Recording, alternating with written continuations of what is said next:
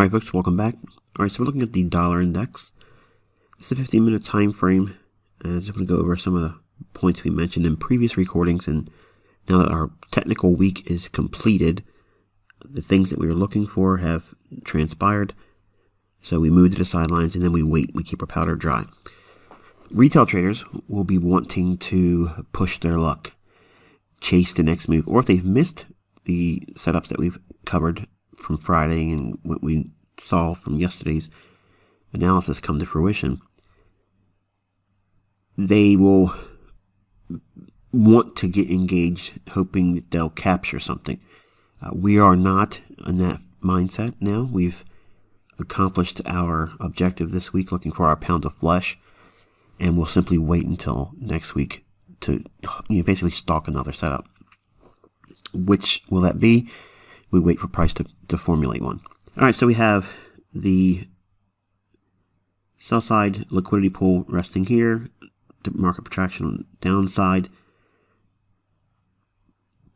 Yesterday we saw that, we covered it. I mentioned how we can include the alternative ranges for stop sweeping. Obviously everyone knows I teach a 30 pip, a 20 pip, and a 10 pip, but I mentioned last night in its recording that there's nothing against a 5 pip sweep, a 15 pip sweep, and a 25 pip sweep, and studying price action in relationship to that, and also keying off of the 5 levels or the 0 levels. What is the algorithm presently working with? So we have 15 pips here from the bodies of the candles.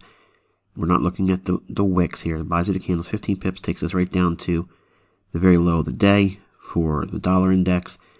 The 96.20 level, okay, I mentioned this in relationship to this candle's close. Okay, and it's 96.21.5. So that basically is the institutional 96.20 level. I said if we trade down there, that may be a level to watch. Now, granted, because it's a daily chart, we want to see and anticipate rather some inerrant price action. Going back to the dollar index, that 96.20 being on our chart, you can see how we dipped into it and notice the reaction there. This response is exactly 15 pips below this low. Now you're probably asking, why this low, Michael? Why not this low? Well, this low has wicks. It's all wicks. Let me zoom in here. Zoom in a little bit more. I have a very large monitor, so when I was checking the playback, I could have gone in a little bit closer. I apologize in the last few videos. But we have the wicks in here. I'm not really a big fan of that, so I want to look at the bodies because it's going to show the bulk of the volume. Now, 15 pips, and you can see right there, see that? 15.0, well, 15.1, roughly 15 pips. It's good enough. Right from the bodies, lowest open or close, and that's what we have here. And since we have relative equal lows, we know what we're going to anticipate from last night and what we've always been teaching relative to runs on liquidity, a low resistance liquidity run. So we have sell side liquidity resting below these lows, even though it's not drawn up here. It's the same idea that was used to frame last week's analysis for the dollar index. These equal lows here for sell side liquidity. That same fractal exists right here. The same thing. So any rally up, we're going to be looking to fade that. Not that we're trading the dollar, but we're doing it in such a way where we would be anticipating the opposite of our foreign currencies. And since we're focusing primarily on the euro dollar, we're looking for the mirror image, if you will, what we anticipate seeing in the dollar index, and that being a run higher to take out the euro dollar's equal highs, whereas we're anticipating the dollar to run these equal lows. So 15 pips below that, bingo, we have essentially the low of the day. If we look at the open on this candle, we have 96.25, and I'm not going to talk about pipettes. So if we look at the open on this candle here, the open comes in at 96.25 and 5 pipettes. Now I'm going to speak in terms of just 2 digits to the right of the decimal point, because most brokers aren't dealing with 5-digit price delivery. So in the scope of when I say precision, it's going to look like I'm forcing it to be perfect. But if we're using a 4-digit broker, in other words, if it didn't have that last number or that last 5 on the opening price, so it's 96255, normal brokerage delivery would be 96.25, and that's it. So 9625, 15 pips below that would take us to 9610. 15 pips below that for a stop sweep relative to these equal lows for a low resistance liquidity run. The low on the day comes in at 9610. Where do you find this level of precision outside of the ICT camp? It doesn't exist. So we can anticipate specific price runs off of a higher time frame level, 9620 relative to the daily chart. How far below that, Michael? How far can it go down? How can I fine tune my entries? Well, here you go. We have a equal low. Calibrate your stop sweeps on a 25 pip basis, 15 pip basis, or 5 pip basis. What do you get? What was the opening here? It's off of a 5 level, 9625. Okay, so start looking for objectives on the 5, 15, and 25 sweep approach, or use the 10, the 20, and the 30. Either way, you're going to get very, very close to this low. Price responds, runs up. Now we have the same element that we saw here, just in reverse. We have relative equal highs. So relative equal highs, if we run through that, how much can it expand? Well, right away, before we do any measurements, what is this? This right here is a breaker. So price could come all the way back up and trade into that 96.60. That would essentially take out all of the stops resting above here. Let's look at the high. High comes in at 96.46. So we'll just basically say a 15 pip run above that would take us to 96.60, wouldn't it? 15 pips above it, boom, 96.60. So it helps us forecast what IPTA may use as future market protraction. In other words, where the market will reach to. Okay, so we can kind of like be like a web slinger. Not to sound too comic book, but that's what it feels like, because you can forecast the next price swing many times right to the pip. So it's an element that helps with your precision and your prognostication. All right, so we've talked about the dollar. I'll quickly talk about the cable, and then we'll do our summary on the euro. All right, so we had equal highs going into today. The opening price, we had market protraction due to swing lower. Market structure, break right here. Come back into a bullish order block. Expansion up in the New York session. Pop through shallow right here. Consolidated. False drive lower, like they're going to create some sell-off scenario, and then punched it higher. Right up into, again, using, as you can see here at the high, 130.75. 20 pips above that and or 30 pips above that will get us really close to the high, 131.05. So you can just drop the pip at. So we have 130.75 to 131.05. So 30 pips above it. Again, it's confusing. Take that, cover it up like that. See, it's 130.75. So if you had 30 pips above that, it would be 131.05. And that's what you get right here.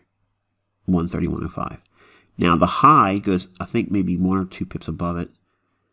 Yeah, 131.08 and 4 pips.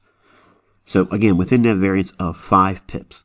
So that's kind of like that. I wish I could, refine it to such a degree where everyone's brokerage high and lows and the price would be exactly the same. And that's why it's important that we use the same demo account.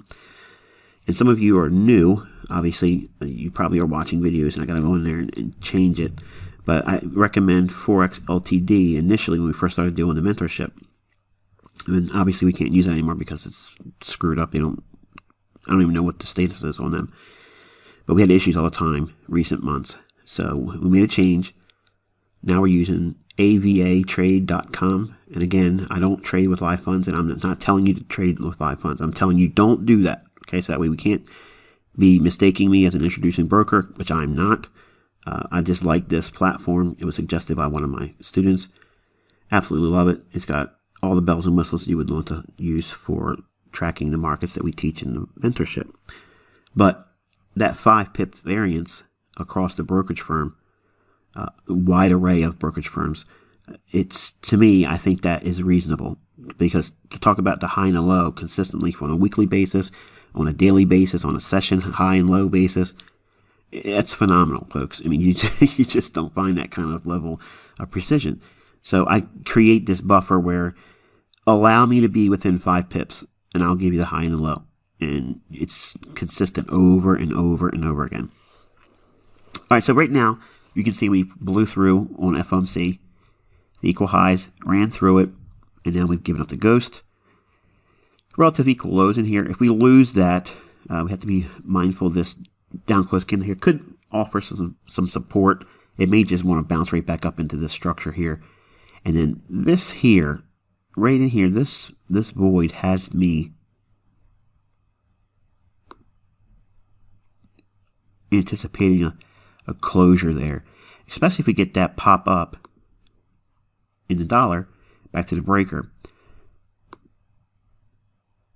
We could see that closure here. Okay, so be mindful of that. And now for the brass tacks for the euro dollar. You guys watched me do some trading on that today. I did a scaling in of a total position I wanted to have for the euro dollar. And I used, well, let me get through this part and then we'll talk about that in a second. Relative equal highs, this was the objective for the week. We punched through that yesterday, consolidated. Price dropped down into a order block. Let me zoom in. Okay, price dropped down here into an order block there. Rallied up, consolidated. And again, all of this right here, this is Monday's high. Right back here, this is Monday's high, that blue line. Monday's high, tries to sweep through it, comes back, finds support at it again, rallies through. All through here, okay, all through this declining portion of the market action, I was trying to buy that bounce off of the Monday high. I was scaling in a little bit more, and if it gave me a better price as it got close to it, I'd get in it again. As that procedure panned out, I felt more conviction about how this would send it higher. In fact, I wanted to see it actually trade up to 113.80. I was loving that because I had one of the orders. I put 3 separate orders in, 2.5 standard lots on each one. So it's not a real big position even for a demo. But overall, it's like 75 pips per, $75 per pip movement relative to the leverage being applied. It's a 6-figure demo account just like you guys have here, so it's not a big deal. So I'm not trying to trade with ridiculous leverage. I'm just showing you the amount of pips that comes by way of using what we learn. The price action took a little bit of time, which is expected on FOMC. This is the reason why I say that you should not be trading these days. Now, I did it simply to show off on Twitter and to come back and show you, again, one more evidence to what we learn here is set apart from everything else. We know there's a liquidity pool resting above here, so the buy-side liquidity pool resting there. During FOMC, right there, creates the high of the day. Whoop, down in. Relative equal lows, again, think like I just mentioned on the cable market. We have a liquidity pool resting below this low here, and we have a small little area right in here. This is where my eye is going. And I'll tell you in a second why I think this. If we drop down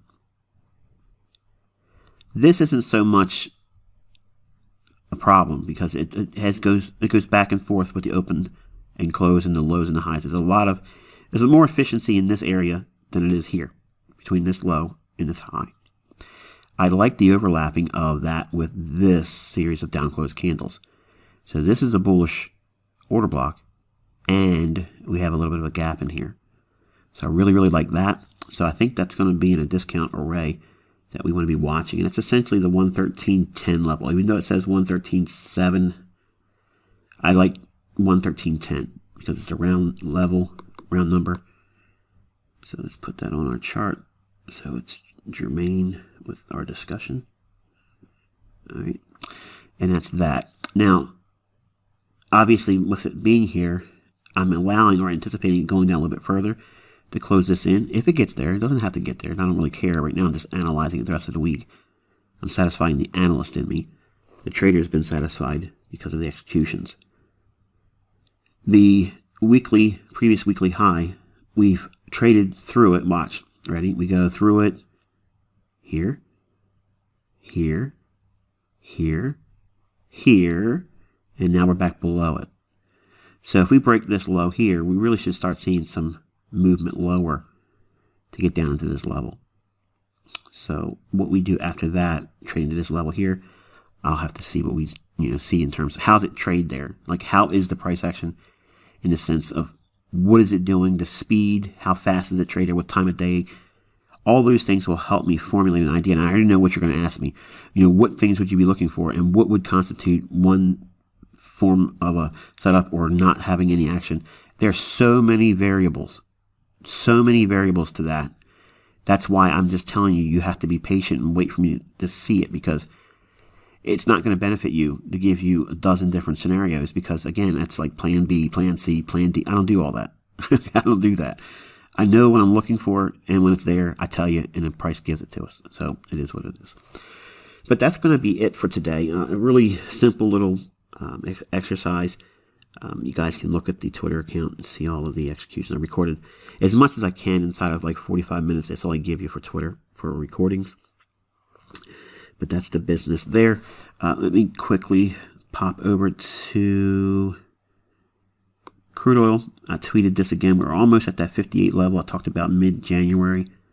I like that. And here we have this small little gap here. We talked about that again, January time period. And if you go back and look at the recordings in the mentorship, I think I did some discussion about what this is over here as well. And gold. Gold gave back a little bit. If we see that rally up on the dollar index up to that breaker, we could see it come back down to this high. It's actually better if it doesn't do that. I'd like to see it just come down maybe just a little bit past the equilibrium of this range, which is what this line here is indicating.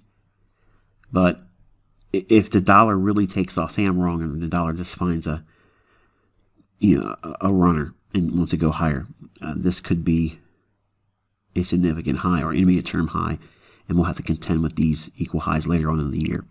Okay, so that's something to consider. But this has been a really nice run on gold, and if you are in it, I would counsel you to take something off, pay the trader. And that's going to be it, folks. I will talk to you by way of Twitter tomorrow. And until I talk to you then, I wish you good luck and good trading.